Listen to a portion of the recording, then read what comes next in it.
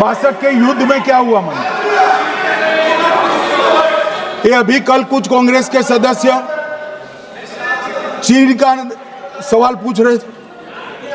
मैं आज पूछना चाहता हूं 62 के युद्ध में क्या हुआ? 38,000 वर्ग मीटर, पूरा सदन ध्यान से सुने, 38,000 वर्ग मीटर अक्साई चीन का हिस्सा चीन को दे दिया गया। और वर्ग किलोमीटर ही बोला, वर्ग किलोमीटर। और मान्यवर ऐसी ही चर्चा उस वक्त सदन में हुई। मैं तो बड़ी गंभीरता से जवाब दे रहा हूं, मुझे बोलने नहीं देते। जवाहरलाल नेहरू जी ने क्या कहा?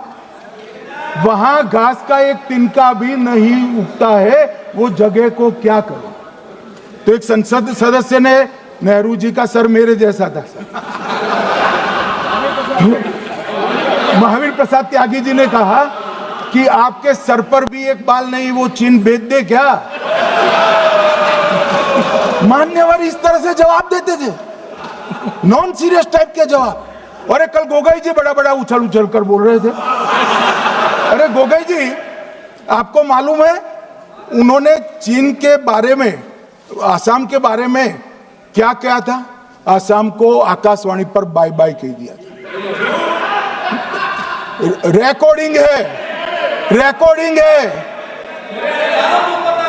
मान्यवर, एक तो पीढ़ी दर पीढ़ी चलता आ रहा है। राजीव गांधी फाउंडेशन ने चीन के साथ एमओयू कर दिया।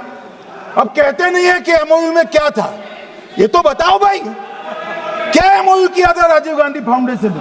और जब डोकलाम में हमारे सेना के जवान चीन की सेना के सामने आंख में आंख डालकर बैठे थे, वो चीन के राजदूत के साथ राहुल गांधी मीटिंग कर रहे थे।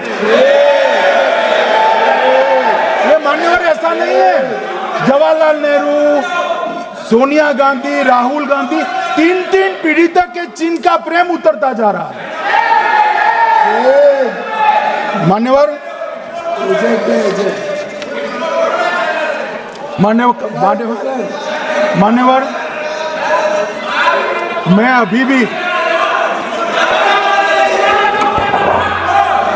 अभी भी एक बात इस महान सदन के माध्यम से देश की जनता को कहना चाहता हूं, जो मेरी मान्यता है। ये सारी आतंकवाद की जड़ पाकिस्तान है, और पाकिस्तान कांग्रेस पार्टी की भूल है। पार्टीशन स्वीकार न करते, पाकिस्तान कभी न होता। इन्होंने पार्टीशन को स्वीकार कर देश को तोड़ा है। मान्यवर, कल विदेश मंत्री जी बता रहे थे शर्म अल शेख सम्मेलन का बलूचिस्तान ब्लंडर, जिसने पाकिस्तान को हमारे साथ चर्चा करने के लिए इक्वल फुटिंग पर ला दिया। मान्यवर, अब ये टेररिज्म की बात करते हैं। मैं इसमें भी पूरे देश की जनता को टेररिज्म की विगत 20 साल की स्थिति से अवगत कराना चाहता हूं। मान्यवर, अटल जी की सरकार थी। 2002 में टेररिज्म को समाप्त करने के लिए अटल जी की सरकार, एनडीए की सरकार, भाजपा सरकार पोटा का कानून लेकर आई। मान्यवर, मैं सदन को याद कराना चाहता हूं, पोटा कानून का विरोध किसने किया था? किसने किया? कांग्रेस पार्टी ने किया। हमारे पास बहुमत नहीं था राज्यसभा में, मजबूरन हमने कानून को घिर गया, मजबूरन संयुक्त सत्र बुलाना पड़ा, और पोटा कानून संयुक्त सत्र में पारित हुआ। देश नहीं भूल सकता मान्यवर। और पोटा कानून को रोककर आज भी कांग्रेस पार्टी के नेता जब बोले तब कहे, पोटा कानून को रोककर किसको बताना चाहते थे आप? किसको बचाना चाहते थे? पोटा तो आतंकवादियों के खिलाफ था। पोटा को रोककर अपनी वोट बैंक का उल्लू सीधा करने के लिए आप आतंकवादियों को बचाना चाहते। और मान्यवर, 2004 में अटल जी की सरकार गई। मनमोहन सिंह सोनिया गांधी की सरकार आई, आते ही पहला काम क्या किया मान्यवर? पहली ही कैबिनेट में पोटा कानून को रद्द कर दिया। मैं फिर से पूछता हूं, किसके फायदे के लिए कांग्रेस पार्टी ने पोटा कानून रद्द किया? जवाब दीजिए जरा यहां पर। और मान्यवर, इसके बाद क्या हुआ? 2004 के दिसंबर में पोटा कानून रद्द हुआ। 2005 में अयोध्या में रामलल्ला के टेंट पर हमला हुआ, आतंकवादी मारे गए। मुंबई लोकल ट्रेन 2006-5 में रामलल्ला पर हमला, 6 में मुंबई ट्रेन में बम धमाके 187 लोग मारे गए। 2006 डोडा उधमपुर में हिंदुओं पर हमला, 34 लोग मारे गए। 2007 हैदराबाद 44 लोग मारे गए। 2007 यूपी लखनऊ वाराणसी 13 लोग मारे गए।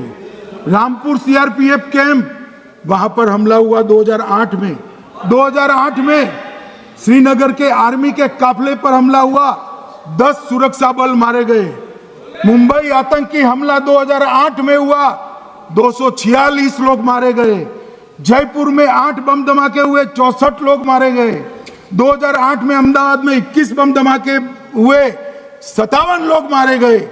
दिल्ली में 2008 में 5 धमाके हुए, 22 लोग मारे गए। और पुणे की जर्मन बेकरी 17 लोग मारे गए।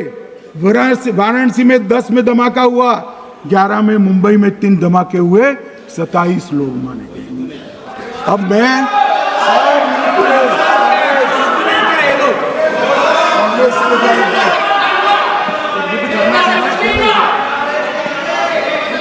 मान्यवर,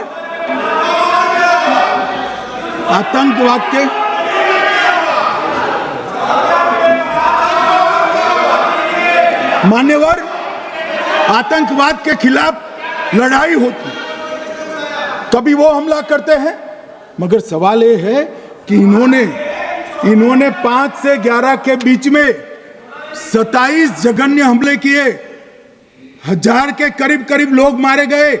आपने क्या किया? क्या किया आपने? जवाब दीजिए, क्या किया? और मैं राहुल गांधी जी को चैलेंज देना चाहता हूं, इन्होंने इस आतंकवादी हमलों के खिलाफ उनकी सरकार ने जो कदम उठाए, यहां खड़े रहकर हिम्मत से बताए देश की जनता को, कुछ नहीं किया मान्यवर। ये यहां से आतंकवादियों की फोटो पाकिस्तान भेजते रहे, डोजियर भेजते रहे। और मान्यवर ये कहते हैं कि आपके समय में भी हमले हुए। मैं उनको अंतर समझाना चाहता हूं, वो देख नहीं पा रहे। मान्यवर, हमारे समय में जो भी आतंकवादी घटना हुई, पाक प्रेरित और कश्मीर सेंट्रिक हुई। देश के हिस्से में 2014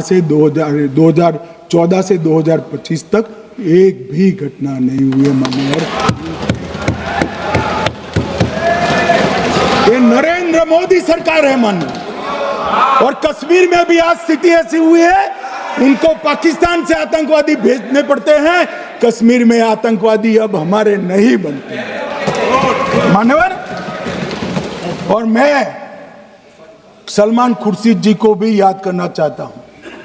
एक बार मैंने बड़े सवेरे में नाश्ता करता था, टीवी पर उनको रोते हुए देखा।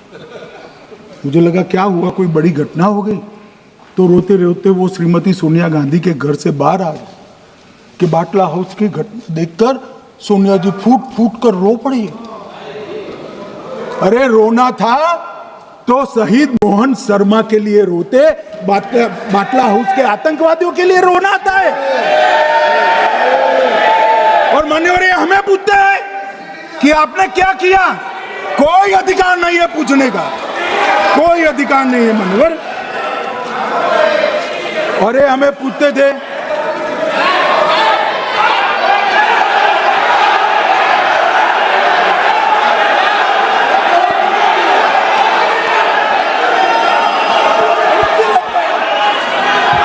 मान्यवर, अभी 25% बाकी।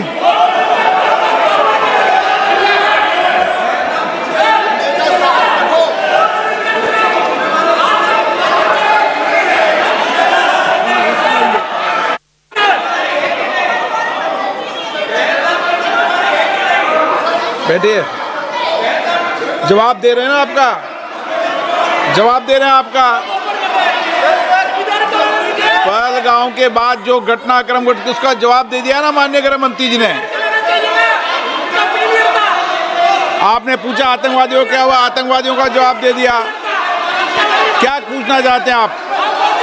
आपने हर सवाल पूछा, हर सवाल जवाब सुनिए माननीय गृह मंत्री जी।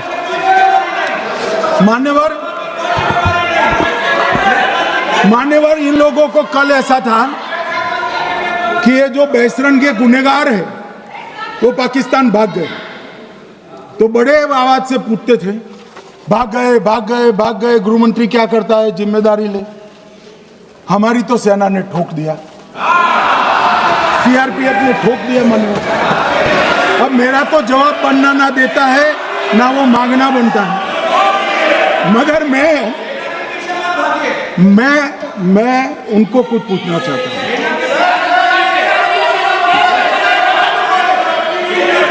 मान्यवर,